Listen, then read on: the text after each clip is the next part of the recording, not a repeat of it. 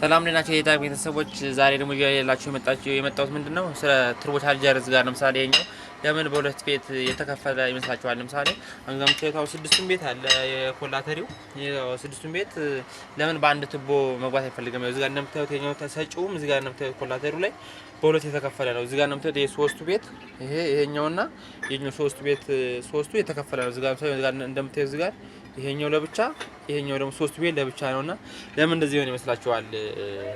አሁን ለምሳሌ እኔ እንደማውቀው ከሆነ ለምሳሌ ማስረዳቱ በሞክር እንኳን እስከ ሶስት ቤት አለ። ለምሳሌ እዚህ ጋር 1 2 3 አለ ከ1 እስከ 3 ከ4 እስከ 6 አለ እዚህ ጋር ኤግዞስት ማለት ነው። በሚወጣበት ሰዓት ፋየሪንግ ኦርደሩ እንደኔ ይለያያል እና ፋየሪንግ ኦርደሩ ለምሳሌ 1 5 3 እዛ 1 5 3 6 2 4 ነው የሚጠቀመው። ያ ማለት የተፈለገበት ለምሳሌ ነው እዚህ ጋር መለያየት የተፈለገበት እዚህ ጋር እንደምታዩት ትርቦ ቻርጀሩ ኤግዞስት ተርባይን አለውና ንፋስ መኪናው በደንብ ሞተር እንዲያቀርብ በተለያየ መንገድ እዚህ ጋር ንፋሱ ወይም ደግሞ እዚህ ጋር ጭሱ እየገባ እንዲያሽከረክረውና የተለየ አቅም ያለው ትልቅ ጉልበት እንዲፈጠር ተደርጎ ነውና የተመረተው።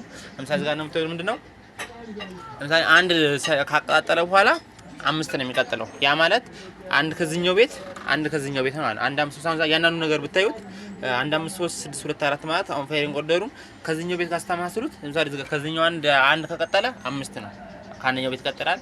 ከዛ 1 5 ከዛ እንደገና 3 ከአንዱ ቤት ይቀጥላል። እንደገና 1 5 3 እንደገና 6 ይቀጥላል። ከዛ 2 ይቀጥላል።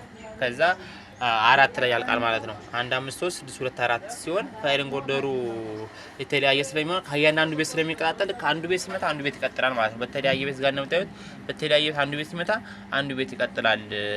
ተርባይኑን ኤግዞስት ተርባይኑን ለማዞር ማለት ነው።